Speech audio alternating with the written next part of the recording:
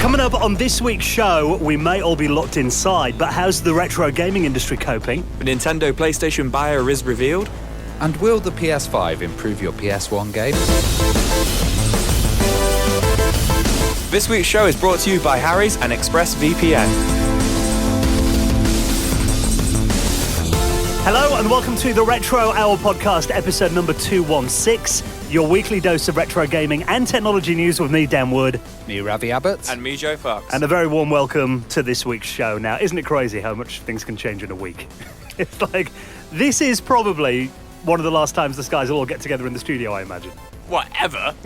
Well, at least until we're told we can again. Yeah. Because, I mean, we're actually, it's Wednesday night here in the UK, and obviously we know the way the world's been going recently. So we're actually in here. We're going to be until about 1, 2 in the morning, probably doing 3 or 4 shows back-to-back tonight, just so we've got some in the bag. Because it's crazy. No one knows what's going to happen over the next few weeks. And we want to keep that quality high as well. One thing I have noticed, though, is a lot of people have been putting on Facebook and stuff, like, you know, everyone else getting logged in, depressed and sad about it. Gamers are like, woohoo! Yeah, no, my wife's been tagging me in all these things like, you know, can't wait to work from home and all this. I've got so many games lined up. But the issue is, I think I am actually going to be working from home because I can do my job at home, which is, I don't know if that's a blessing or annoying. Joe's going to be that guy doing his work. And if you're a new listener as well, we've got a huge back catalogue as well. So we've got over 200 episodes that you can listen to. So if you are sat at home, then get going. Absolutely. Yeah, 200 hours therefore, ready to go. That's the thing as well. I mean, a lot of people have been, you know, because you work from home, Ravi. Yeah. And it's not much change for me, to be honest, I saw that. Another meme I saw on Twitter the other day, someone was saying, like, when you realise that your everyday life is considered quarantine. And it's like, people that work from home anyway. But obviously there is a lot of things that have been affected by it, and we'll keep you up to date with anything that's affected in the retro gaming scene. I mean, obviously we had events lined up over the summer. We know that Retro Spill Mesa, for example, has already been delayed to a bit later on this year now as well. So we'll keep on top of it, and we'll keep the podcast coming out every Friday, even if Joe has to do it in his Superman pyjamas at home on Skype. Wow, I can't wait for that now. There you go. He's committed to it. Now, we have got a great show this week, though, if you do need something to take your mind off everything that's going on. We've got a brilliant guest. Now, we're going to be joined by Don Daglow. Now, he's had such an interesting career in the video games industry. This is insane, because since we started the podcast, I wanted Don on, and he's like a real video game pioneer. So Don was creating games in 1971. Yeah. You know, his first game was baseball. And that was because it was the first baseball game. It was just called baseball. Just baseball, yeah. Absolutely fantastic, this talk. He did one of the first God games, which is called Utopia. Yep. He talks about how he was with Will Wright and nobody wanted to get SimCity. They didn't want to actually take it on. And he was there doing the convincer, telling them, you know, this game is going to be fantastic. And this interview is great, but we don't even hit... I don't think we get to 16-bit, do we? There's a lot to cover. Yeah, there's a lot to cover. So we'd have to do a second part with Dom, maybe a 16-bit part in the future. But this is a fantastic episode with stories about kind of the Bronx in the 70s and stuff. Oh, it's just great. He's a true veteran. And like you said, I think we get up to about the year 1990 with him in this part. So we'll have to do a second part with him, but you're going to really enjoy this one. Don is going to be our guest on the show in around 15 minutes from now. Now, of course, we'll be talking about how the coronavirus has affected the retro gaming industry very soon. Also, that big story about the Nintendo PlayStation. There's a really interesting little fact that came out about the guy that bought that we'll talk about in a second. Now, before we do, let's talk about this week's supporter. These are our good friends at ExpressVPN. Now, what's a VPN? Now, a VPN is a virtual private network, and it basically helps you change your geolocation. Yeah. So where you're based in the world, you can kind of trick the computers into thinking that you're in different locations, which means you can access different stuff, like Netflix in every country is different. So, you know, if you want to check some Crocodile Dundee out, then you go on Netflix Australia or whatever. That is, I mean, I've always used a VPN for years, and our friends at ExpressVPN, I mean, you know, they do specialise in that. Say, for example, you're at home at the moment, you might have like rinsed everything on your local Netflix, you want to change it to another country. It lets you connect to over 100 different countries. All you do is you pick from the list, think about all the different Netflix libraries you can go through. If you love like anime, you could expect, you know, if you love anime, you could connect to like Japanese Netflix and watch them on there, for example. If you're in America, you want to watch BBC iPlayer, maybe here you want to watch Hulu. There's loads of different things you can do on there. And you know, this VPN is the fastest one that I've used. I've used a lot of rival products, but this one is lightning fast. And also, really easy to install. Other ones I've had to kind of configure the startup menu. This one, select to start on Windows, select to minimize in the system tray. It's really, really useful. And ExpressVPN actually works with all your devices, phones, media consoles, smart TVs as well. If you want to watch Netflix while you're in the bath on your phone, you can do that. You can watch it on the go wherever you are, if you're staying in a hotel, for example. And we want you to try ExpressVPN. So when Ravi tried it out, you actually did say to me, you've used loads of VPNs in the past. This was like for streaming HD video. No lag, no buffering. It's so good. And also, it's not very resource hungry as well. So it's quite lightweight, where I've had other ones and, you've ran them on your phone. Your phone power's just draining. Well, if you want to try it out for yourself, and you'll be helping out the podcast for doing this, all you got to do is nip onto expressvpn.com/retro, and you can get an extra 3 months of ExpressVPN for free. Try it out, support the show, watch what you want. Perfect timing as well if you are staying indoors at the moment, and get yourself protected at expressvpn.com/retro.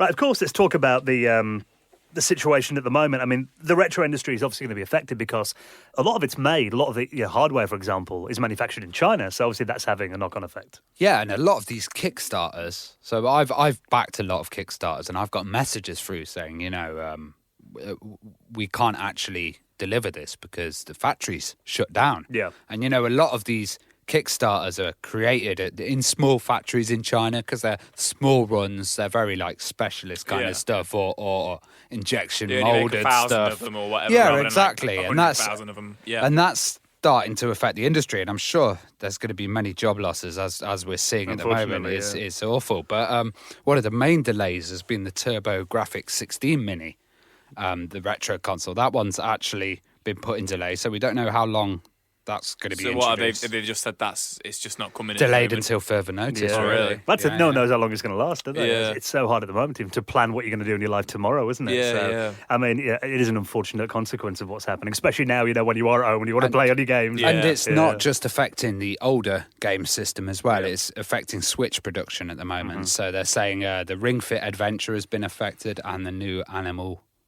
Crossing. Yeah. Well, good excuse to get your old console out the attic and give it a bit of love again, I think, isn't it? Now, let's talk about the Nintendo PlayStation. Now, obviously, this prototype. Now, you were off last time we talked about it, Ravi. How much? We did predictions. How much? I did a stupidly big one. Over $1 million. Over $1 million. Yeah. Ravi's had like mixed ones though, because you've said before you felt like another one might. I don't think you said this on air, but there might be a few more. There might be a few more, which I thought was actually like what, a few more prototypes? Yeah. Okay. There might be one or two more, which would kind of like come out when somebody might go like, "Well, I've got one as well," as soon as it went up for auction. But obviously that never happened. But I can't remember what we said. Well, they mentioned in the actual auction listing, they said this may be one of. They said there might be more discovered on the actual listing after it's sold. But, I think it's about the price of a house in the UK. Yeah, I mean, it's still a decent house. It's a fair wedge of cash. So it was 360,000, wasn't it? It went for 300,000, and then a 60,000 and that's dollars as well. So $300,000, but then there was a 60,000 like premium on top of it or something. Right, okay. They had to pay for the auction or something like that. So essentially, when me and you were talking about it about 2 or 3 weeks ago, it never really went. It didn't move. Yeah, it didn't move after that. Yeah. So the buyer was a guy called Greg McLemore. Now, when I read his name, I thought it does ring a vague bell. Why would we know Greg McLemore? Well, the .com boom was a very interesting period. And the crash. And the crash, yes, indeed. And Greg was head of Pets.com. And Pets.com was one of the most legendary kind of biggest failures in the .com boom.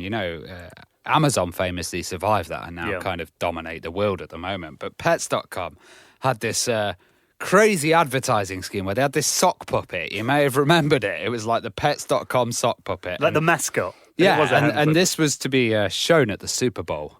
And they kind of started running out of money, but they were like, we've got to keep our credibility up. So we've got to release this Super Bowl advert. And that kind of bust the company. Wow. And then the sock puppet went on to like further fame in the future. And what's he doing now? Just kicking back in Vegas? He created a company called Sock Puppet LLC. Right. And then started using this sock puppet for advertising and stuff. So I think this guy's got a bit of a history of of wasting money. Well, apparently, in accordance to the little interview he's had, he said that the purchase of the Nintendo PlayStation was inexpensive. Yeah. Which I thought was really good. But if you put it back into its context, he was like inexpensive compared to other recent sales. But he's comparing it to the mint copy of Super Mario Bros, which sold, I can't remember when that was. It's 100,000. But that was 100,000. So I don't know why he's like, oh, it's inexpensive. Well, I guess you think that was just a game, though. And this is an actual prototype console. And to be fair, if you're into retro video game collecting, you'd think that at the moment, as far as we know, the only surviving example of the Nintendo PlayStation in the world would be the Holy Grail. What I am pleased with, though, is he is a video game collector. Yeah. He is a vintage retro video game collector. He's not like a millionaire who's come out and gone, I'm buying that to sell it on, or I'm buying that just because I can. He's bought it for his collection, which I think is cool. I would have preferred a museum or somewhere where people could have publicly seen it. If he can display it, that would be nice. Or somehow, have a way that people can access it. Yeah. Well, apparently he's going to loan it to a museum, apparently. Oh, is cool. he? Yeah. Okay. That's good of him. He's going to loan it, the Nintendo PlayStation, to the University of Southern California's Pacific Asia Museum for an exhibit that they're going to be doing next spring and summer, apparently, showcasing Asian influence on the video games industry. Oh, cool. Well, California, isn't it? The home of video games and that.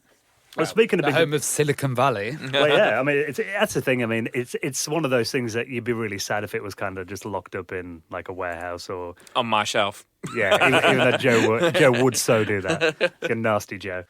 Now let's talk about Reggie. Obviously, Reggie Fils-Aimé left Nintendo not too long ago, and we mentioned he did that podcast where he was kind of talking about the rights and wrongs and the stuff that he kind of actually stopped Nintendo from getting wrong. You remember they were going to try and change the logo, to that kind of graffiti logo. We were talking about that story a couple of weeks ago. So it seems Reggie, or as they call him in this article here, the Reginator, he's got a history of doing the right thing. Yeah. And stopping companies when, they're kind of going down the wrong path. Well, now he's joined a company that's desperately in need of help. He's joined the board of directors at GameStop. I thought that was really interesting. I'm seeing it as a positive thing. He's going to go in there and try and help them and all that kind of thing. Or is he just doing it for a paycheck? He wouldn't need the money.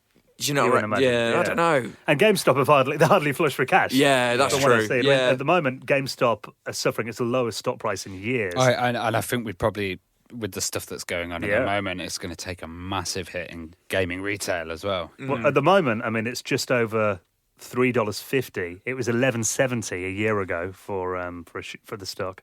5 years ago, it was in the $40 to $50 range. So that is quite a decline in half a decade. So, and recently they've done a lot of stuff you may have read about as well, where they've been laying off district managers and stuff. Yeah. And, they've also had these kind of experimental stores as well. We talked about the retro gaming store that they've got, the board game kind of cafe thing they've been trying out too. And Reggie, when the news was announced, he said that the reason he's done it is because the gaming industry needs a healthy and vibrant GameStop. And he looks forward to joining the board to help make it happen. So really, he sees the importance of having video game shops. And obviously they're like the main one in America. So it looks like he believes it can help turn it around. And you think, I mean, a lot of people have been saying, Reggie's a man, he hasn't ever made any missteps. He was there behind the Wii, one of the most successful consoles in history. 3DS. Yeah, and the Wii U, so he doesn't always get it right. But, good point, actually. He's got a pretty good track record, though.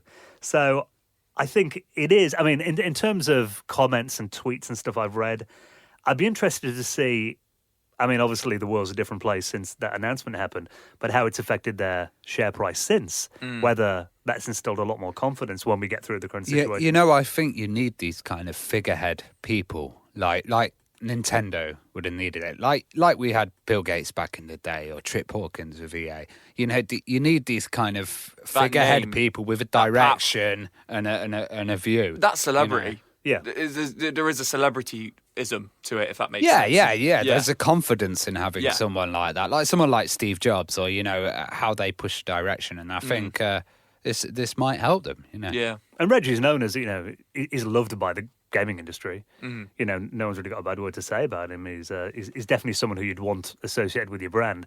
And I think if anything, GameStop are getting a hell of a lot more out of this than Reggie is.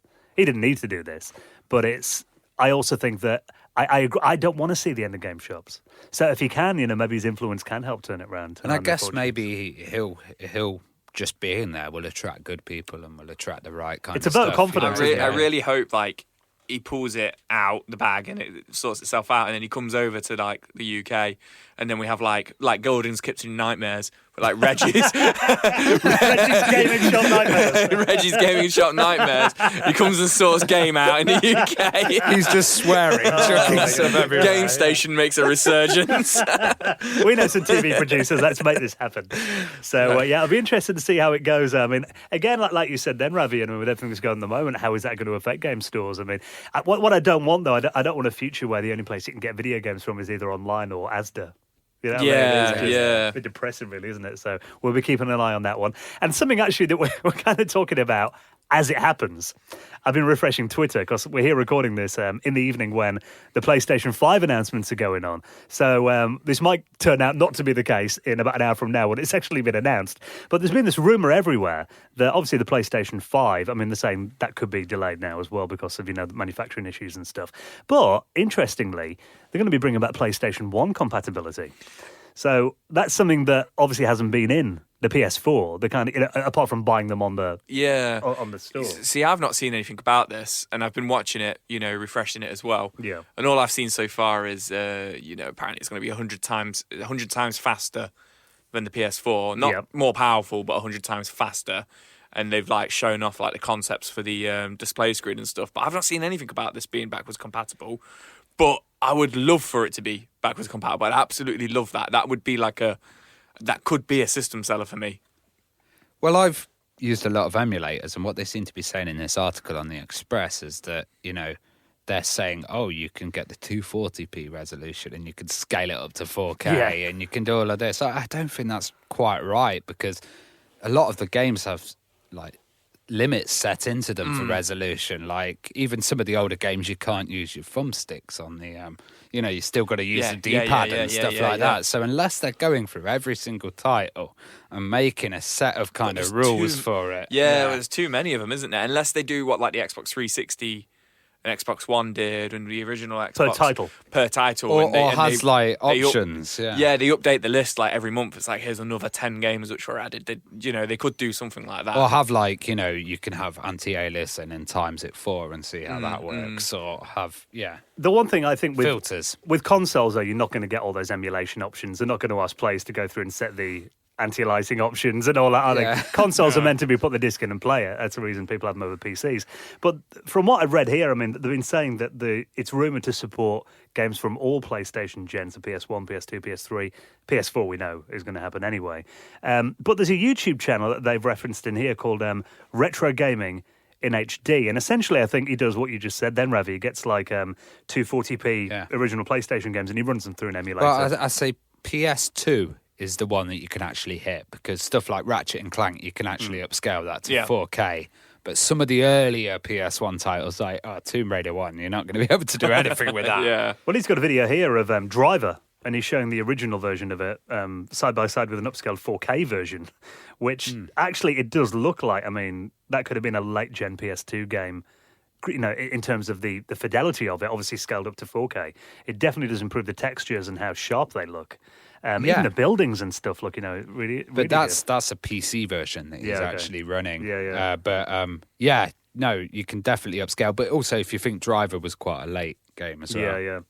How's it going to work though? Because with the PS4 and the Xbox One, when you play the older games, you essentially have to buy them again, don't you? I can't see any benite. No. So with the Xbox One, you put the 360 game you're right. in, You do. But then it downloads it, doesn't it? Yeah. So it'd be. I would imagine it'd be the same as that. You put the disc in, you put Resident Evil 2 in or whatever, and then it will recognise it's Resident Evil 2, and then it will download Resident Evil 2, and that's why they'll only have initially 100 games or something, and 10 will come out every month or so. I do remember with the PS2. They do it, that's what I think. With the PS2, they had compatibility, so you could put PS1 games in and there would be a slight little bit of improvement. I remember Resident Evil was a little bit nicer. I don't know about that, but with the PS2 could actually read, obviously it could read CD-ROM as well as DVD, and I didn't actually realise until recently that some PS2 games were still CD. Is it the blue or purple one? Yeah. It's and I didn't actually know that until recently. So that's how they kind of got around that because it was built into it was a necessity. So not all games were DVD. Will it need a CD drive then, or a DVD drive in there? That's what I'm thinking. Yeah. That's the only thing I can think of is there's going to be there's got to be something on there to scan it. Do you know what I mean? Like, well, the Blu-ray drive can read DVDs and it can read CDs.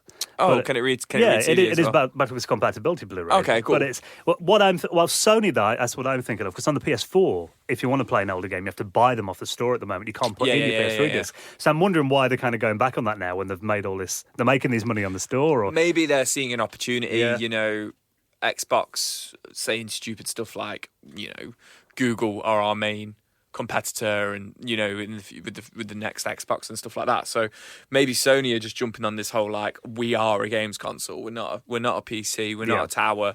We're not an entertainment system. We're a games console. So maybe they're seeing an opportunity there. You know, like they did when the PS4 was being announced and stuff, and Xbox were being like, oh, you know, you've got to have your digital pass if you want to lend your game. TV. Yeah, and all that kind of stuff. So maybe PlayStation is still just being a bit like, well, the new Xbox, I can't even remember what it's called off the top of my head. Xbox One Series X. Yeah, that's how excited I am about it. It looks like a computer, whereas like PS5, I think maybe they're just trying to grab that attention and just be like, yeah, we're still a games console, guys. For the gamers. Yeah. Yeah, so I hope it does happen, though. I'd love to play like my old PS1 games and have them looking, you know, in 4K. That'd be incredible.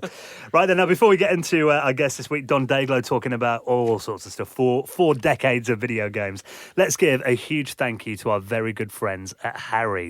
Now, I've talked about this on the show before, that, you know, I used to actually use an electric razor. I used them for many years. I didn't realise that I wasn't really getting that close of a shave until I tried Harry's. Now, if you want your face to be like really smooth, and it does make such a big difference. I used to get itchy in that after like a couple of hours after using an electric razor, but Harry's is an incredible company, and they've got a really interesting story as well. Now, it's by a guy called, two guys actually, Jeff and Andy, who are two ordinary guys fed up with overpriced razors, and they decided they want to fix shaving. Because, I mean, we've all had that way, you know, you buy blades and they cost more than the razor. I always found, whenever I go to buy a razor, I always just end up buying a new razor because the blades are so expensive. It's like, well, I may as well just buy this, which comes with two blades. It's ridiculous how expensive they are. Well, Harry's knew the only way that they could do this, and to ensure quality, is by buying their own factory. So that's what they did to set it up. By taking less profit, they offer great quality products for a fair price as well. And their amazing quality blades are actually almost half the price of the leading 5-blade brand.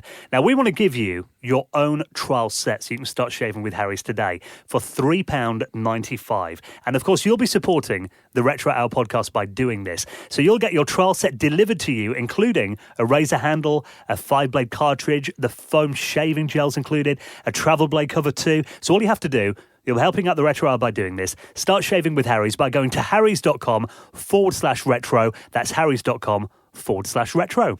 Now, of course, we did set that Patreon up a couple of weeks ago, and we want to say another huge thank you to everyone who supported us. We appreciate, you know, times are a little bit hard at the moment. Maybe not everyone's got the money to help us out right now. Completely understand, but we want to say if you have made a donation into our studio setup cost, you know, we're well on our way there, thanks to you guys. And it's more relevant than ever, Yeah. I think, actually, you know, the need for a studio. Yeah, if we had our own studio, we wouldn't have to record like 3 shows in here tonight. Well, this is the thing. We actually today managed to book in Yeah. for the afternoon, which I think we've done one afternoon session in 200 episodes. Yeah. And it got cancelled because they said that nobody was allowed to come and visit the building in the day. Yeah. So it was just like, so here we are again at night. Yeah, and if it gets locked up on Friday, then, you Yeah. know, we'd have to do the show on Skype or something in the future. But, you know, we have got a plan to build our own studio, and we've been asking for your help, you know, just to help us pay the rent and the setup costs and everything.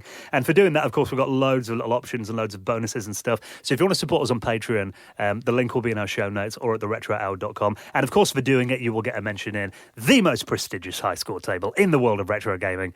Joe's looking excited. Rolling out that red carpet on the Retro Hour Hall of Fame. Just like this week, thank you, Retro Hammer, Gary Marshall, Philip Baxter, and Carl Busby, who all made donations into the running of the show. And if you'd like to do the same, you'll find the Patreon link and the little PayPal donation. If you want to do it that way, it's all at theretrohour.com. Now, every week we do our little retro picks. This is where we talk about things we've been checking out this week, a lot of things we thought are cool in the world of retro gaming.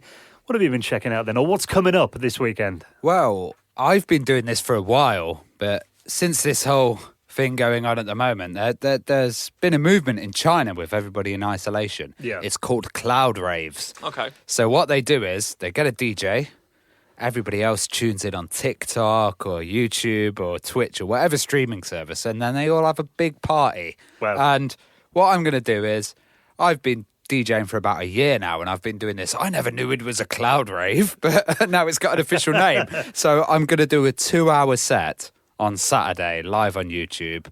House music, dance music, Euro dance, and let's just party and forget all this. So this is happening tomorrow? Tomorrow, 8 p.m. If you miss it, you can catch up again, I presume? Yeah, it'll all be archived. See, Amazing. Cloud raving sounds awesome. I think cloud raving, though, you need a VR headset and like a virtual club. Are you on the decks? How good would that be? That would be awesome. Make it happen, Ravi. Have you been checking out one of your favourite games and you spent non-stop on this game? Yeah, so I've been absolutely hammering. I says to Dan, could I just talk about another retro game? And Go he was on, like, then. yeah, of course you can. So I've been playing Final Fantasy VIII Remaster, so not a remake. The Final Fantasy VII remake is coming, Yeah. but this is the Final Fantasy VIII Remaster, which came out about 6 months ago when they found the code again and remastered it. I've been hammering it. A lot of people say Final Fantasy VIII is like the one that people don't like to play because it's got a really weird summoning junction system and stuff like that. But I've been absolutely hammering it this week, absolutely loving it.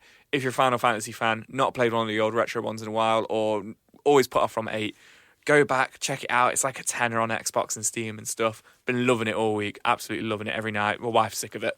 Well, there are a lot of people out there like, I need some suggestions for games to play. Yeah, at the moment, exactly. so there you go. I've been slightly dorkier, I must admit. Can I say I'm probably the best dressed in the studio now? Oh, mate. Yeah, look at yeah. that. Rocking my Windows 95 T-shirt. Yeah, I noticed that earlier on, actually. So I did a video about Windows 95 today, so I had to dress and look the part. But I want to give a little shout out to a website called WinWorld, which is actually really good if you are into weird old computer stuff like me. Now, this is essentially, it's a massive software archive, an online museum, dedicated to kind of abandoned software and stuff, but they've got so much Microsoft stuff on here as well. Oh, awesome. So if you want to check out, for example, the Build 58S of Windows Chicago, the Windows 95 beta from August of 1993, you can do that on here. Set it up in a virtual machine. I find it really interesting. It's got loads of beta versions of stuff on here too. So you can kind of see where the development, how things went from certain versions to the next one, or the UI stuff that took out and that. It's actually really interesting to check out. So it's stuff that you're not going to find anywhere else. So if you want to have a look at that, that's winworldpc.com. And of course, we'll put everything that we talked about in our show notes at theretrohour.com. Now, talking about 4 decades of video game history, let's get on this week's special guest, Don Daglow. You're listening to the Retro Hour podcast, and it is time for our favourite bit of the show when we welcome on this week's guest. And this week, we're going to be talking about over 4 decades in the video games industry, actually approaching 5. Let's get him on. Welcome to the Retro Hour podcast, Don Daglow. It's great to be here. Thank you so much for inviting me. Now, let's just start right back at day one then. I mean, what was it that originally got you interested in games and computers way back when? Actually, the story will remind you of how incredibly lucky I've been. In 1971, I was going to Pomona College in Claremont, California in the U.S., and I was walking down the hallway of my dormitory. And I was a playwriting major at this point. My dream was to be a new voice of the American theater, and which I now laugh about. But so I'm walking down the hallway and I hear this click, click, clack, clack, click, click, click, click, clack sound. And this is the front hallway of a dormitory. So I walk over to what had been a locked storage room before. And I walk in, and there are 2 very primitive computer terminals in there.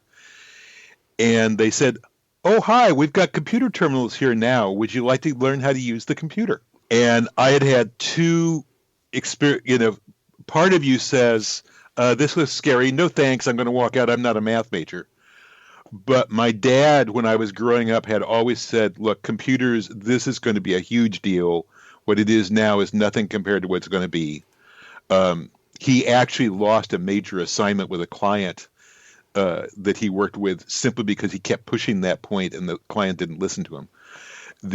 So I had that kind of in my back pocket, and a wonderful 6th grade teacher when I was, 11 years old, had taken some of us to a computer center so we could see a big computer mainframe. So I'd actually been in the room with a mainframe before. And so those 2 things, I've always thought, I'm glad I had those 2 things in my back pocket because I didn't run away. And instead I said, yeah, I'd like to learn about this. Well, you said you'd used mainframes before, and the kind of PDP machines were around then. Did you have much experience using it and playing stuff like Space War, one of the early games? Actually, the PDB-10 was the machine to which the terminal was tied in the dorm. We never actually got to touch anything on that field trip when I was 11 years old. So that was my first real access to using the computer, was walking into that little room. And of course, what they would do, there was this bizarre contradiction, because the first thing they would show you are simple text games. Okay, the first one they showed me, I still remember, was a horse racing game where there were horses like numbered 1 to 6 or 1 to 8. And they said, pick your horse. Okay, I'll pick number 5 or whatever. And they would say, oh, it's at the first turn. Number 3 is in the lead. Number 7 just behind, and trailing the pack is number 1. And at the halfway point, so you'd get this exciting narration of numbered horses running around an imaginary track. At the end, it would say, oh, number 3 won, and so on and so forth. So completely random, just a little text generator. And then they showed me ELIZA, which already existed, which was the computer, the ultra simple simulation of a human conversation where a person was supposedly talking to a counselor or a psychologist. Yeah. And so what it did is it printed dialogue. If you are a playwriting major and somebody shows you a machine that will print dialogue and print different dialogue based on what the audience does, it is not much of a reach to go, oh, wait a second. I'd know how to do that. I could do that. And then they ask the magical drug dealer words. Would you like to learn how to program? Well, why, yes, I would, I told them. Well, you made a very early game, baseball, in 1971 that must have been the first interactive baseball computer game. How did that come about then, and how did you get to write that program and get the idea? First of all, I'm a baseball nut. The way that many people are nut in the UK and Europe are crazy for football or maybe for cricket. I am that nut crazy person for baseball. And so I came in with a disease already. And I had played baseball board games a lot growing up. Like many game designers, I was not one of the popular kids. I was one of the nerdy kids. I was very shy. I still am very shy. I'm just good at hiding it. And so playing my baseball game just by myself, solitaire, was something I did a lot. So once I learned about the computer, I looked at it and thought, wait a second, I've actually done some redesigns on the board game I play. I could take my ideas and put them on the computer, and that would work great. So that's where it came from. It appears it was the first interactive baseball game. And Dungeons and Dragons was a huge kind of craze there. We've had so many people on this podcast that have said, Dungeons and Dragons was the influence for many early titles. And you wrote Dungeon in 1975. Was this directly inspired from that title? Oh, absolutely. It was shamelessly inspired by D&D. Somewhere springtime of 75, one of the people in the theater group that I was informally part of, as a playwriting major, that's kind of, those are the folks you're going to be hanging out with. And if you have actors in D&D, I mean, just fantasy lovers in D&D is a trip. If you have actors in D&D, then you have insane people playing the game. So I was taught and played the game with insane people.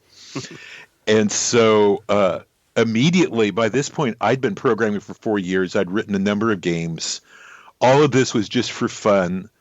Oh, yeah, someday people will have computers small enough and affordable enough to fit in their houses. Yes, maybe in the year 2020. But this is 1971. This is 1975. Ha, ha, ha. The computer I was working on cost millions of dollars. And so, but I just did it for fun and to share with friends. And so I started working on it. And by late 75, I had a first playable, which was, not at its final scope. And then I kept adding to it over the years after that. But I don't think it ever officially got spread anywhere.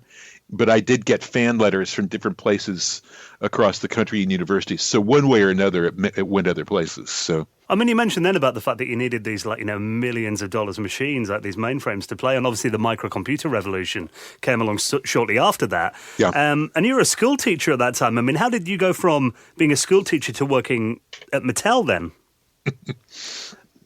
I said I was lucky. What happened was, so when I came out of school, I knew that professional writers who came out of college starved, actors who came out of college starved, and I liked teaching. So I thought, okay, teaching's great because, number one, it'll support me. Number two, I like it. Number three, you have summers off when I can write. And so that was the career I was pursuing. And I spent 6 years as before the industry got going, as a bilingual programmer in a Mexican neighborhood area east of Los Angeles. And then, of course, that gave me summers, and I had time. I could go to the university. I never lost my computer access because I had it for 3 more years as an undergraduate. Then I got a full ride fellowship at the graduate school that was part of the same complex. So that gave me another 2 years of computer access. And I was mostly a scholarship student, so I was, again, lucky. And 2 weeks after I got my master's there, they hired me as an instructor part-time at the graduate school. So I got to keep my computer access being part of the faculty. That nobody was lucky, that I've heard of, was lucky enough to keep that access, who started as a student. Yeah. They have 9 years of access. So the industry begins. Mattel does a test market for the Intellivision console, which turned out to be the biggest rival to Atari. They do a test market in a small to medium-sized city here in California. Intellivision's very successful with the test market console and games. And they say, okay, we're going to go big for this. And they said, we need to hire in-house programmers. They had worked through an outside contractor for the initial games. And so they start recruiting for game design programmers. And I called them up and I said, well, I've been doing this for 9 years, but I don't have a computer science degree, and you're looking for people with computer science degrees. And they said, 9 years. It was like, hey, Harvey, this guy says he's been doing this for 9 years. The lies these people tell. It was kind of the tone in his voice. And then, of course, they realized, oh, wait, he really has been doing this for 9 years. And they said, maybe the computer science degree isn't necessary. Let's have you come in. I came in, did one short round of interviews. They offered me a job that night. And just by that luck of being in the right place at the right time, I became one of the original 5 Intellivision programmers on day one of the team inside Mattel Toy Company. So just, again, incredible luck. What also makes it more luck, and is a goofy story, is how I heard about the opportunity. I'm driving along in my car. I'm listening to a jazz and R&B station. At that point, I had been promoted into school administration as an assistant superintendent at our district. And it was very political, and frankly, it was very racist. There was a lot of migration of suburbans and tract homes into the area, and the traditional Mexican community was kind of under assault from all sides. And that was being played out in the school system. And so it was not a good time. So I'm driving my car along thinking, this is not a good time. And onto my radio comes a voice that says, are you interested in the exciting world of computer and video games? The planets aligned. The planets aligned. And my car was a little convertible. It's kind of like, so I didn't know whether to look up to God or look down to the radio. Yes, I'm interested. And I'm driving along. Would you like to create the future of this exciting new form of play? Why, yes, I would, God. Yes, I would. Well, call it 213-978-JOBS. That's 213-978-JOBS. When a number changes your life, you remember it. I always try and tell people that little things that change your life, you remember. And that was how I got the job. That's amazing. Radio advertising works. There you go. Well, Atari were really established by then. Was there much of a kind of fierce competition between the Intellivision and their VCS?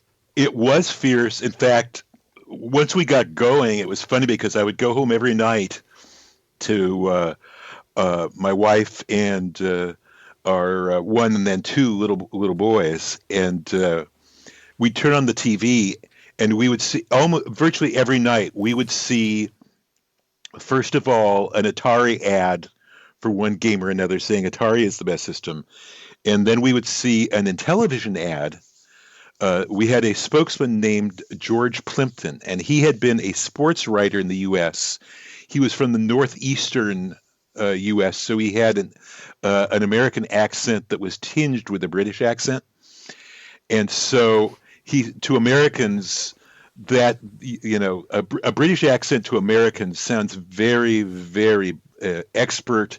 And if we hear British accents, we just want to do whatever you say. And so he was a very effective spokesman. And they would show an Atari screen on the television. Of course, our system was a good 2 years newer in terms of the technology.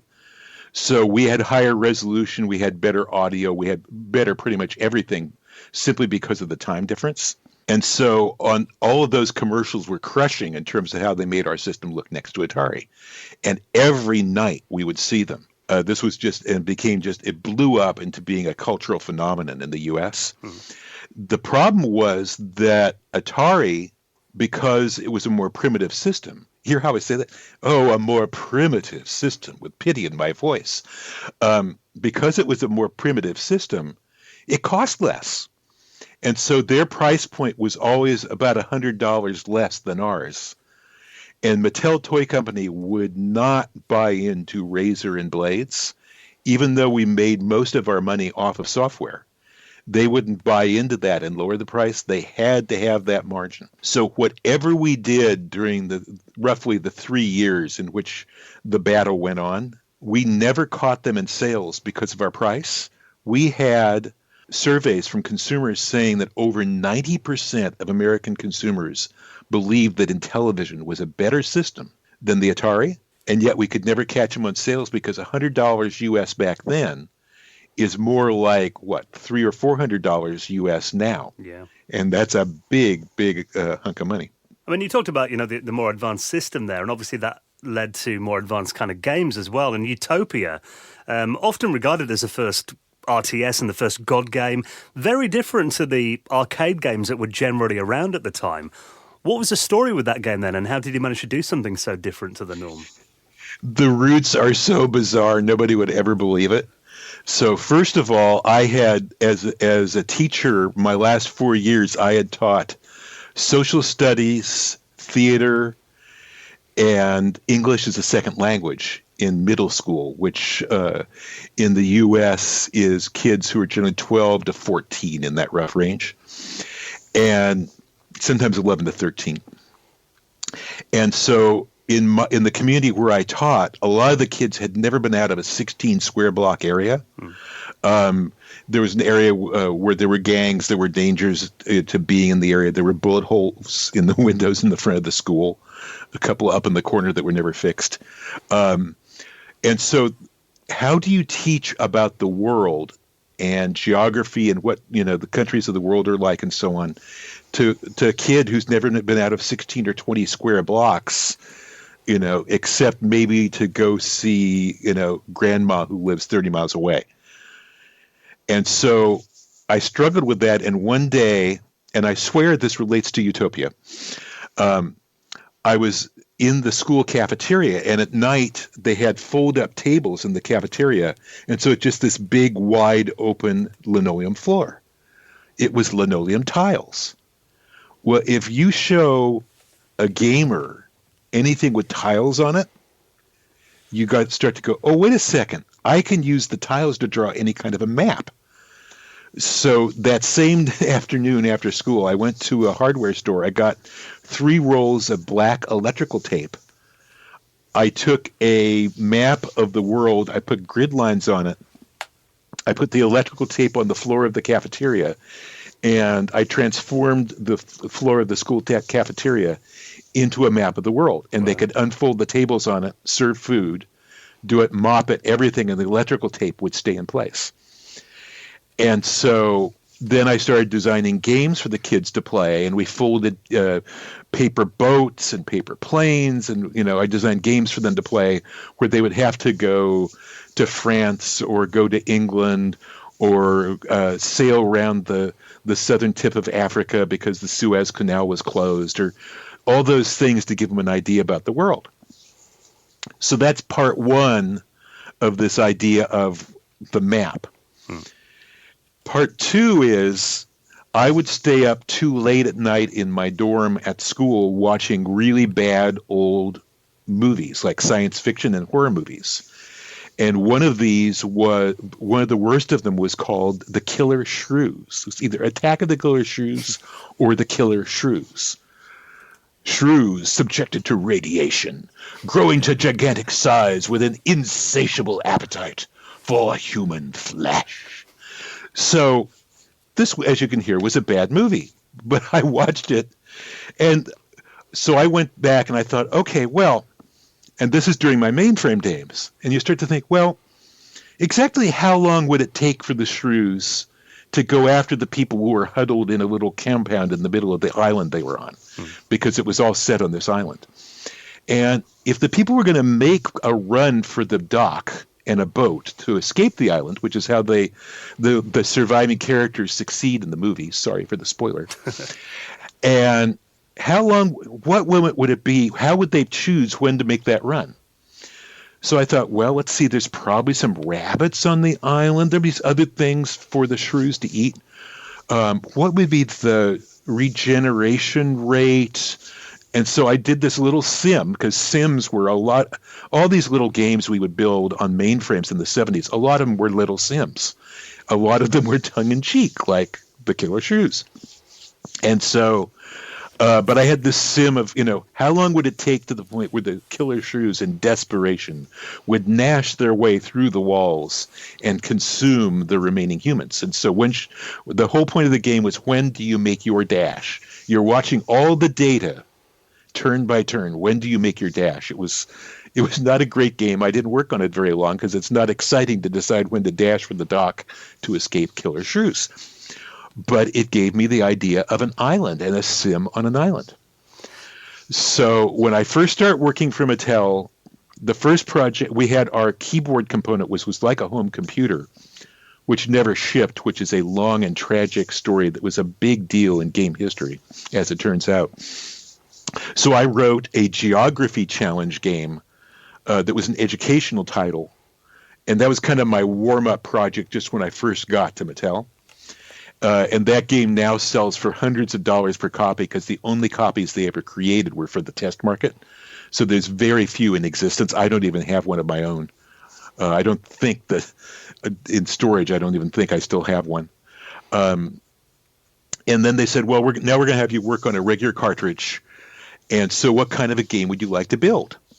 And so I had there was a text-based game on mainframes that had already been, I'd seen transferred to home computers, called Santa Paravia, where you were allocating grain to your population as a sim. And rats would eat some of the grain, and then based on how well you did, you either advanced or did not. And so I thought, well, if that's, so that's an idea of a sim that at least somebody thought they could sell to consumers. It wasn't just one of our fun things we did back in the 70s. This might be marketable. I know you have to, when you're doing anything small, because I was used on the mainframes, we had to write small games. The biggest game we could write was 36K. Then they knocked it down to 32K. Later on, and getting Dungeon to run in 32K was such a pain. There was so much revision I had to do to get it to run in 32K. So thinking about having to bound things, and Intellivision cartridges were 4K. Wow. And we're written in assembly language. And so So I had to learn assembly language for that, which I'd fooled with but never learned. And so I thought, well, if you have to bound the world, if we know that doing compact games you have to bound the world, islands are good. Oh, just like the Killer Shrews Islands. Yeah, I've designed a game on an island before. Oh, and tiles, well, just like the cafeteria floor. So if I want to do a sim that's graphical on a video game on the Intellivision, I take the tiles from the middle school cafeteria. I take the idea of bounding things with the island from Killer Shrews. I do a 1970s mainframe style sim, which I've written lots of, and that's Utopia. And I pitched the idea. The original document I wrote is now at the Strong National Museum of Play. I've given them all my papers, and they have the original proposal. And so that's what I pitched. It's miraculous it was approved because it was a cross between a pure game and that had educational overtones. And they said, no, never say it's an educational game. Never say it has educational value. It's a pure game. Okay, I got it. It's a strategy game. No education. My lips are sealed. And they approved it. Marketing approved it at Mattel, which is just, considering the time that this was 1981, the fact that marketing approved it is just this miracle. And everybody thought it was a line balancer. It was very different from anything else we were doing. It would just balance the line. And the first time we took it to a trade show, it blew up and became the biggest hit of the show as far as press and publicity and attention and so on. I love the fact that, inspiration just can come from the most bizarre places. And the fact that, you mentioned the educational titles there as well. That was kind of something that they were doing, like you said, on the Daglow almost. I mean, there was another one called Shark that you worked on as well. That I think, was that a bit of a surprise hit, that one? Because I know I read a story that they had to get more carts made because they didn't expect it to be as big. Yeah, Shark came out when the industry was already starting to hiccup before the crash that happened in the U.S. in really late 83, beginning of 84, where the whole industry just fell apart. But and the basis for that game was actually very simple.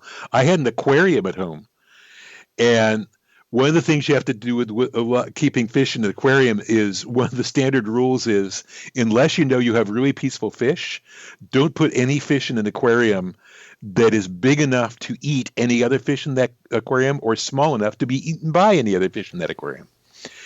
And so I was looking at the aquarium, and they just kind of, oh, wait a second, there's a real simple mechanic here. So I wrote it up, went through the process. Jiwen Sao is the name of the programmer who actually did the coding on it. By that time, I was either manager or director of game design for Mattel at that point for Intellivision. And Jiwen, she did a very nice job on it. She added her own ideas to that. Other team members kicked in things. But that was where the beginning of Shark came from. Well, another machine that never kind of saw the light of day was the Intellivision 4. And that was meant to kind of lead the company into the 90s. Do you remember much about it and what it was supposed to bring? Oh, that don't get me started. That was a wonderful machine that they had designed. That was a true next-gen machine. We never had a next-gen because what is now called Gen 1, was followed by the crash, and so Nintendo in the U.S. really had to bring the industry back. Obviously, in the U.K., the continuum was very different. But in the U.S. with that crash, but if you picture a primitive machine designed like the Amiga, only picture it being designed 5 years sooner. Wow. So we had bit planes instead of just having tiles. We had all sorts of these great things we could do that you didn't see again until the Amiga. And so it was a very powerful, a very beautiful and wonderful machine. I had the privilege of writing the spec for proposing what the first 6 or 8 game categories would be. That spec was adopted. That's still one of the things I'm proudest of in my entire career, is that the company believed that the mix I recommended, that marketing approved it straight off. But very shortly after we started very secretly working on this system, 2 times in particular in my career when we had Well, you had to go past a guard to get into the building or a locked door to get into the building. Then you had to go through a locked elevator to go to a locked door. Then you were through that locked door. You had to go through another locked door, and only then were you anywhere close to seeing what was going on a project. So it was locks inside locks inside locks. At Mattel, that's how it was with that project. Even the Intellivision area was so secret that our names were secret. When TV Guide in the U.S. did an interview with us in, I think it was either 81 or 82, Mattel said, "Oh, you can interview the game designers. You just have to change their names when you publish the story." That's how secret we were.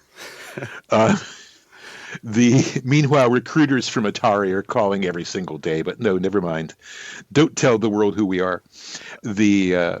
But that's how secret that project was. It started out as the Intellivision 2, and then as different forms of hardware were politically battled over by people on the hardware side of the company, including a lot of politics, the number kept incrementing. But it started out actually as the Intellivision 2.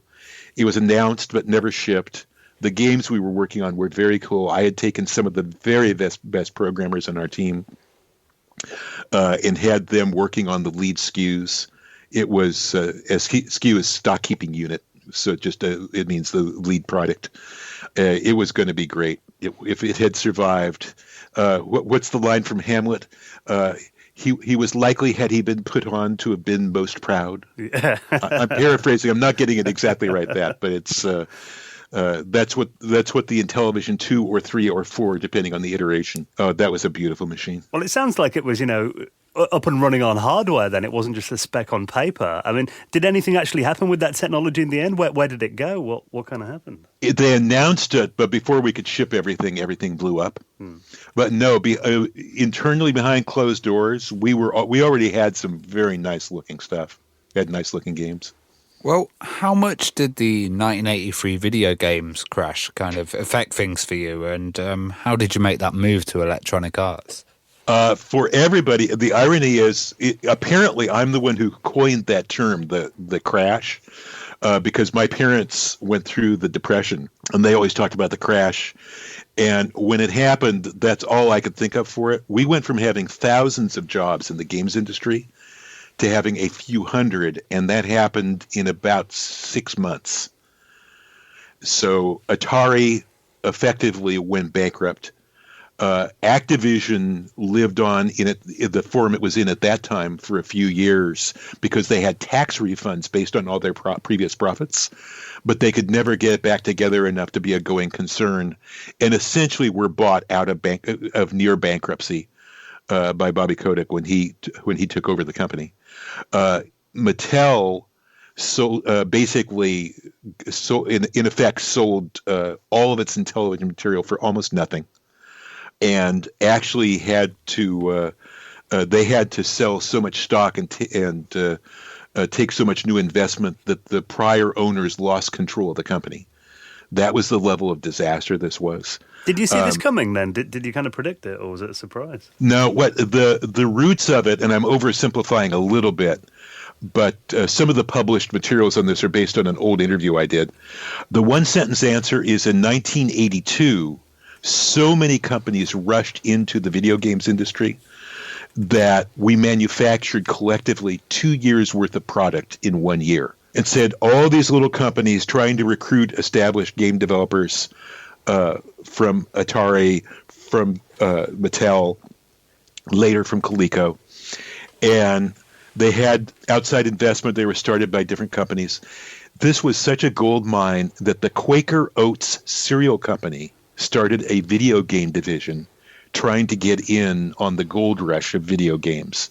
And this was 81 or 82. So you have lots of people who have never done a game before trying to figure out the systems, rushing out very primitive games.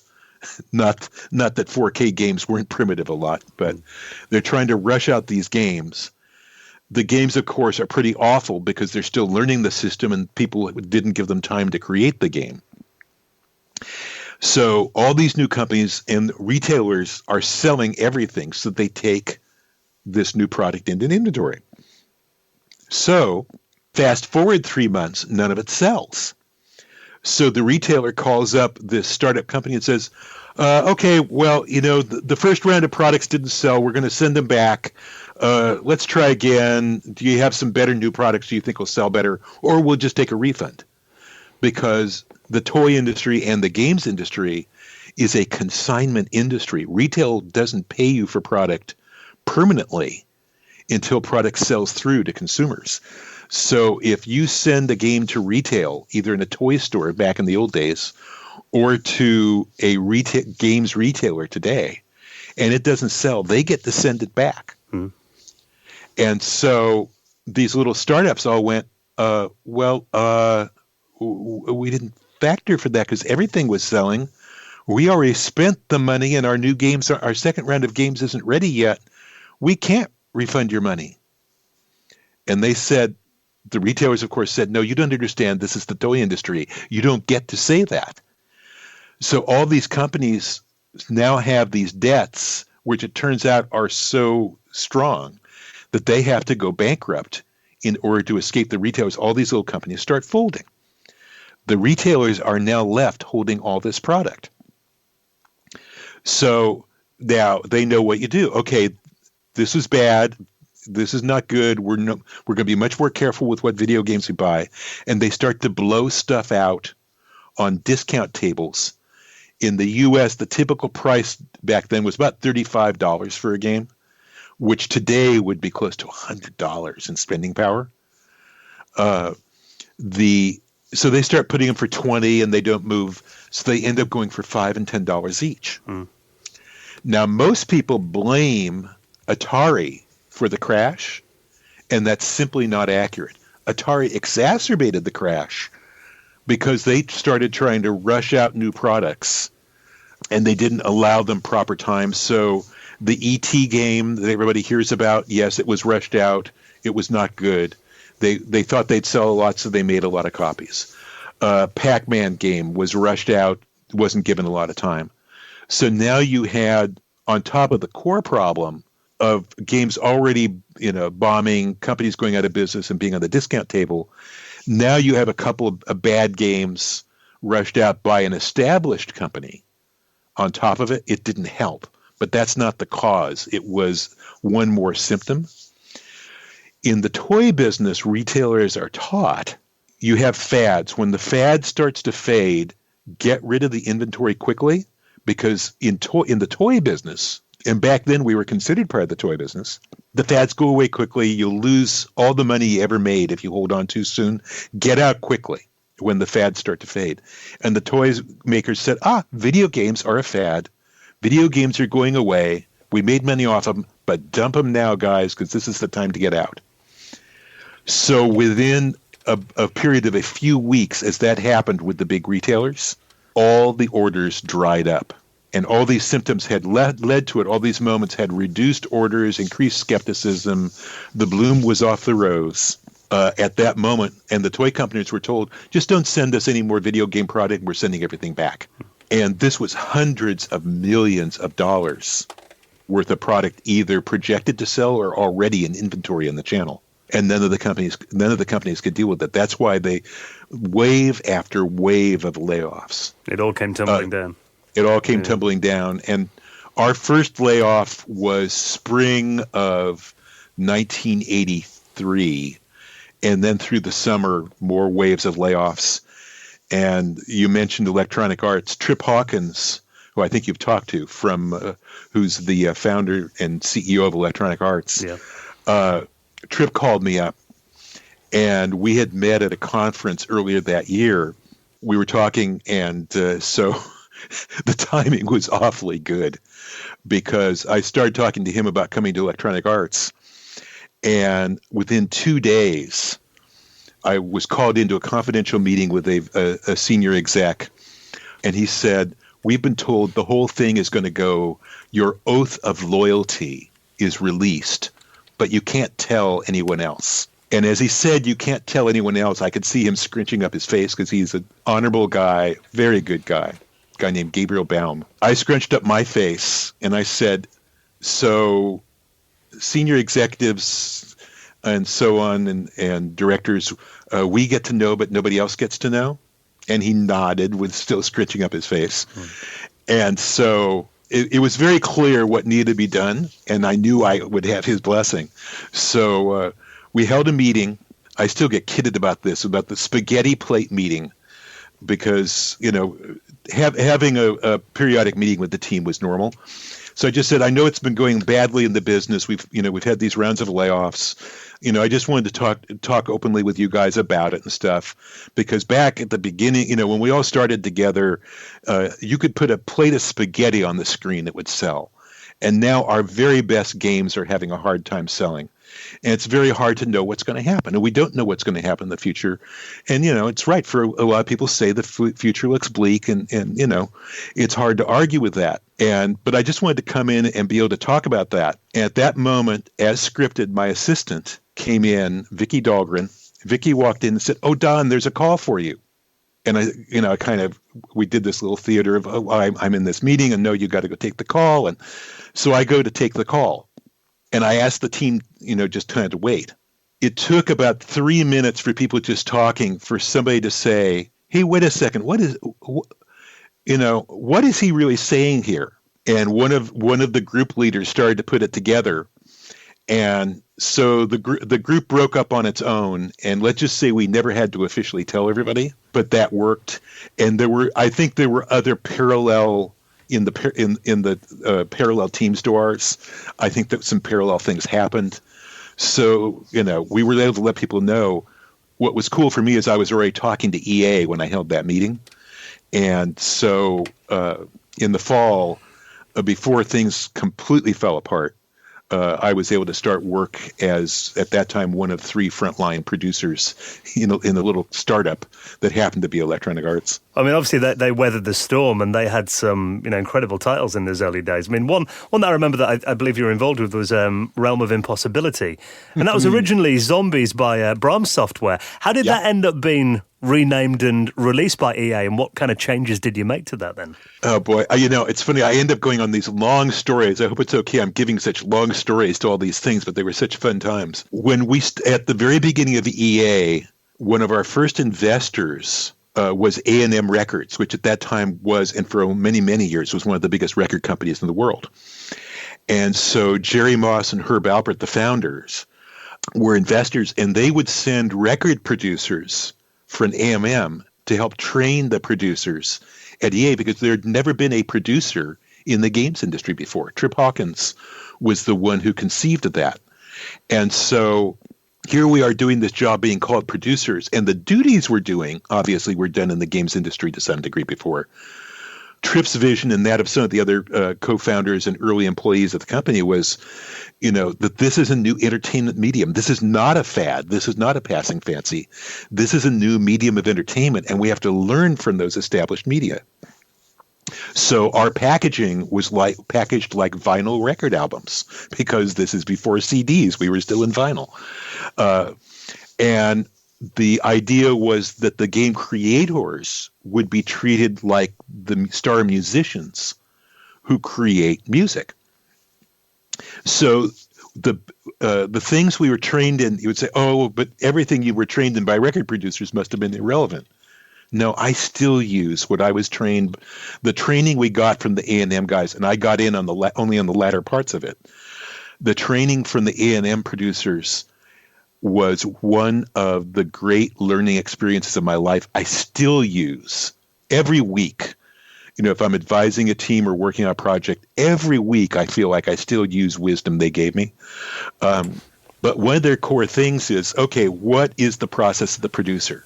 In the music business, it's A&R, artist and repertoire. Artist, find people who are talented. Back then, EA called the developers artists for that reason. Repertoire, help those people, don't just publish them. Help them produce their very best work, create the environment in which they can produce their great work, give them support and help them grow as artists so they can sell more and more of their works, and that's the business model. That was the founding vision of Electronic Arts, was this idea of artists and building it in parallel to the music business. And if you think about it, the idea of recognizing the talent of unique game creators creating a great environment in which they can create products, and then supporting their personal growth and development as creators. That's visionary. That transcends every generation of games. That transcends all of game history. It's as true and as valuable now as it was then. How we do it has changed dramatically. But the vision that Tripp and the team had was absolutely intact. So step one, find talent. I'm a new producer. I start looking at the little ads in Soft Talk magazine and Creative Computing and things like this, looking for talented people and projects that are self-publishing, where a big publisher like Electronic Arts, where we had 45 people. Yeah, we're a big publisher with 45 people. And at that point, as everything was falling apart, 45 was a big game company. Thousands of people used to be a big game company. By 1984, by early 84, 45 was a big game company.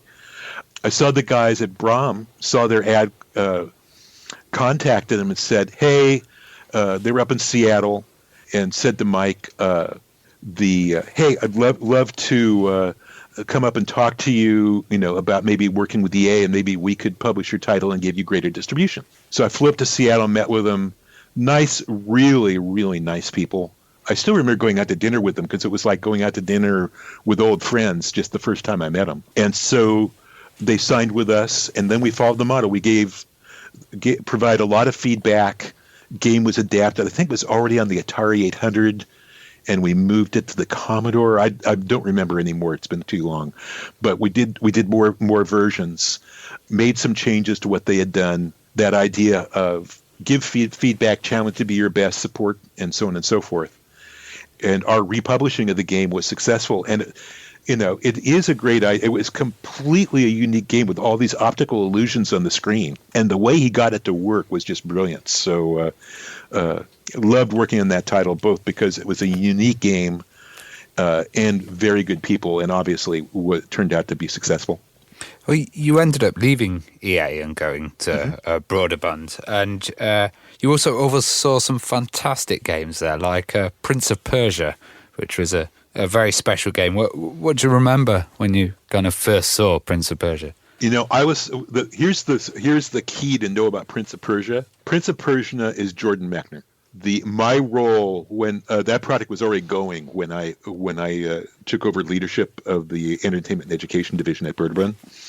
And one little secret about Broderbund is internally the company was called Broderbund. It's pseudo-Swedish because the founding brothers spoke Swedish. But outside, that always frustrated people, and so we'd say Broderbund outside and Broderbund inside. So if you hear me slip, that's why. But Jordan was working on the project. He was nominally independent developer, but he worked inside our team and inside our offices. And my job, as I have joked for many years, was to keep people from bothering Jordan. Now, I could think of a couple of times I myself bothered Jordan, but all in all, I think I saved him more bother than I gave him.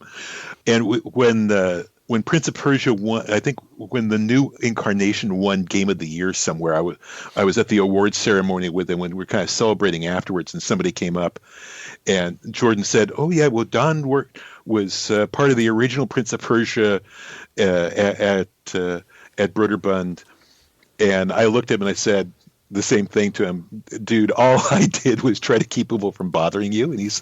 And Jordan, who is a wonderful man, Jordan looked at me and said, "Well, that's important." Well, I mean, another big title as well that you had a role in signing the original distribution deal for was SimCity with Maxis. And I remember reading that game, I mean, I think it was completed around 1985, and it struggled to get published for years because, again, it was very different. What did you see in that game then? Did you see that potential when you first saw it? I mean, if you look at Utopia and then you look at SimCity, the guy who wrote Utopia is going to like SimCity. That's pretty predictable if we look back at it now. And what had happened was Will Wright had done a game called Raid on Bungling Bay on the Apple II and Commodore 64, I think, but I forget which version he started with at Broderbund that had been okay. It had not been a big success, but it had been okay. it did well enough that we commissioned a Nintendo NES version as one of the 4 Nintendo NES cartridges we did early in the day.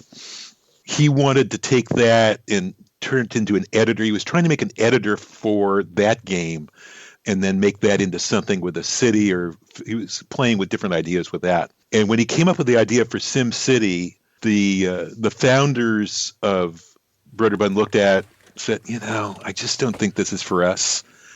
You can go out, try and sell it to somebody else. These guys had intensely close personal relationships. And so they operated as friends and family in some ways, as much as they operated as business people. Now you would never think of an idea that a company had under contract and say, oh, no, you can shop it to other people. That's okay. Just keep it surprised. But that's what the Carlston brothers said to Will. So Will shops around. Nobody takes it. It was evaluated by the producer who sat next to me at Electronic Arts, and he passed because it didn't look commercial necessarily at that time. And I understand why everybody passed on it. So Will meets a guy named Jeff Braun, and Jeff was he had experience in software publishing and development. He was looking for something fun to do in this space, and Jeff recognized just how great an idea SimCity was, and he said, "Hey, let's do this together." And they co-founded Maxis, and Jeff went out and found another game that was I don't remember the name of it. It was a wireframe air combat game. And because it was wireframe, it was vector, it was very fast. And so SimCity and the air combat vector graphics game were going to be their first two products. And so they're starting to form the company, and their attorney or whomever said, hey, you need to get the rights signed off by Broderbund so everything's clear. So Will and Jeff come into Broderbund and say, hey, we wanted to clear this and show the game. And Gary Carlston, who is one of the co-founding brothers, came and grabbed me and said, hey, you should come and look at this, because I was running the entertainment education division. He said, we've let this go, but I thought you'd get a kick out of seeing this and so on, because they're going to publish it themselves. They're doing this. So he came in and he showed me a very mature version of SimCity. I looked at it and I thought, ooh, this is very cool. And I turned to Gary and I said, so we passed on this? Can we publish this? And Gary said, no, we passed. We told Will he could publish it somewhere else. Today, most places, if something like this happened, the publisher would reassert their publishing rights. But the Carlston brothers and their sister Kathy, who unfortunately has passed away, those three, absolute straight arrows. And so if Doug and Gary told you something orally, apart from sincere misunderstandings, their word was their bond. And they still believed, it's probably not commercial, but, even if we thought, we were just starting to distribute games for other developers, because Broderbund at that time, I think we had over 100 people at that point. So we were a bigger company and we had a strong distribution. I asked Jeff, I think it was Jeff who was in the room at the time. I asked, hey, so how about we talk to you about distribution? Said, okay, we can talk about it. And so we, followed up on that, and we ended up signing it. So we were their initial distributor. And that's how the first versions of SimCity came to be actually published / distributed by Broderbund on behalf of Maxis. But it was just luck of the draw of that background and that link. In 1988, you set up Stormfront, and that was your own studio. You kind of went into the online gaming world with Quantum Space, which was a game on Quantalink that kind of became AOL later. So what was the story there going into the online world? So it actually started in 86. Every story I have always starts years earlier. A guy named Robert Gehorsam was working for Prodigy and was proselytizing the industry. And Robert's had a very long and successful career, but he was proselytizing the industry that, hey, online is for real. It's small now, but it's going to be big. And I met with him, and he made sense in the reasons why he was saying it was going to be big, and that stuck in my head. And in 87, Steve Case, who was not the first president of AOL, but was the chosen successor when the first president retired very early in the company's history for health reasons.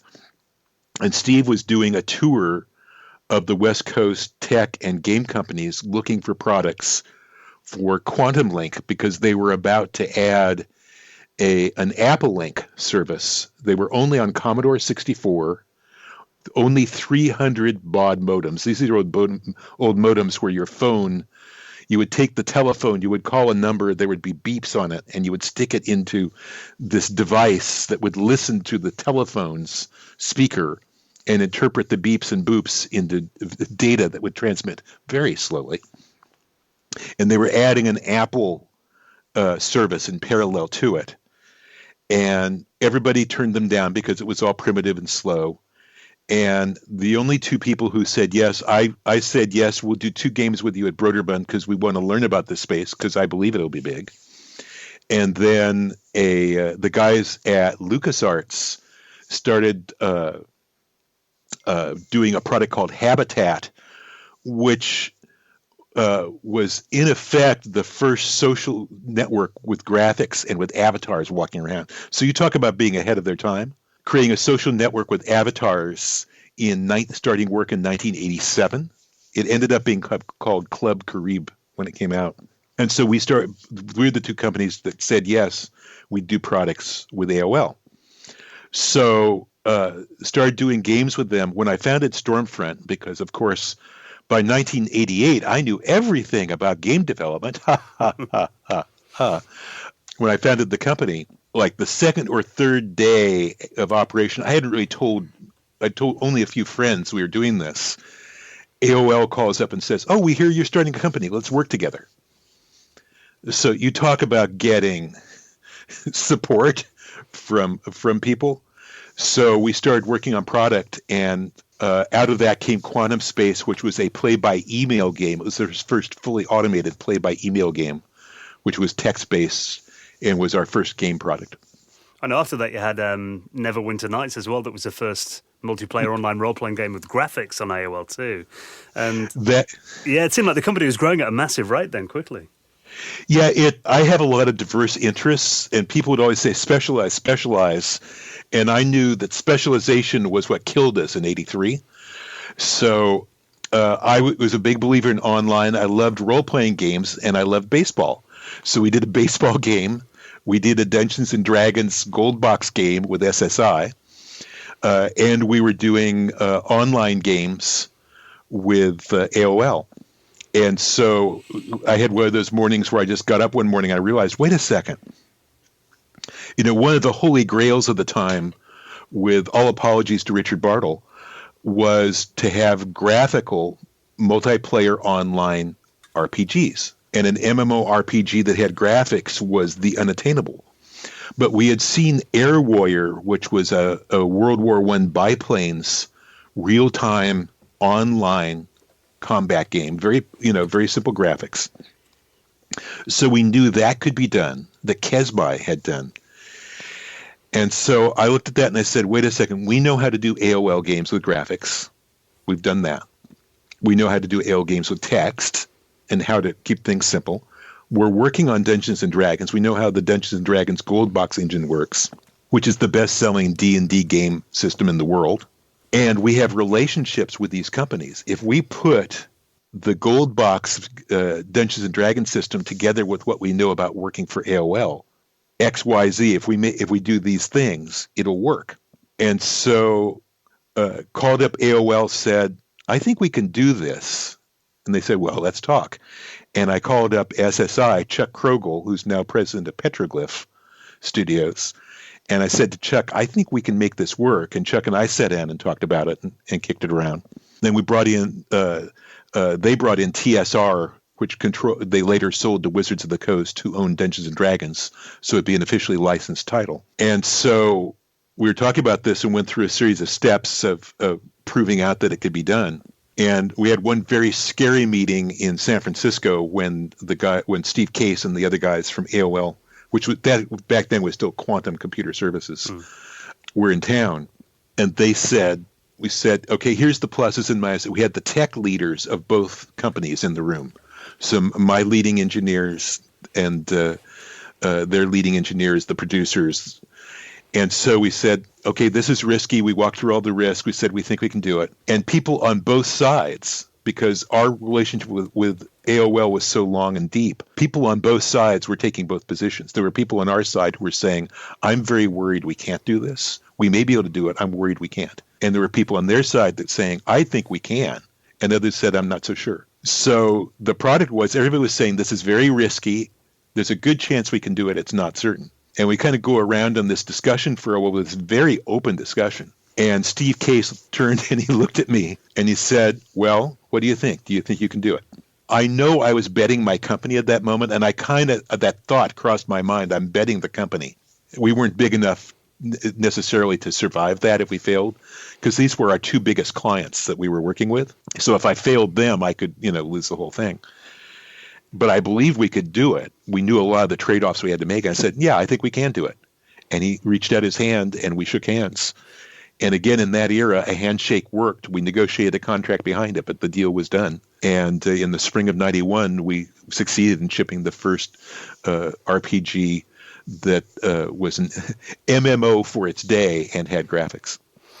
Yeah, Don, sometimes it's a curse that our show's only an hour long. I think we could record easily another 2 or 3 hours with you. All these Incredibles. We only just got into the 90s here as well, which is insane. I mean, what are you working on these days, though, just to kind of to wind things up? I do advisory work, most often for publishers, but occasionally for smaller developers on projects that range on everything from game design to business strategy to production. I also advise the Strong National Museum of Play I mentioned, where I've given all my papers going back to 1971. So I act as a liaison for them to the games world, looking for collections and support for the museum. And I'm also the volunteer president of the Academy of Interactive Arts and Sciences Foundation. And what we do is we give scholarships to students and early career professionals who are looking to enter or advance their careers in the games industry. And we also arrange mentorships so that industry mentors can support students, particularly those students who start out with less access to resources, to pursue opportunities in the industry to make it a more diverse industry. So that's a cause that I'm very, very proud to support. It's great you still got that passion for the gaming industry as well, Don. I mean, it's been a pleasure talking to you. Thank you so much for taking the time to share stories with us. Thanks. It's been great fun, guys. Thanks so much.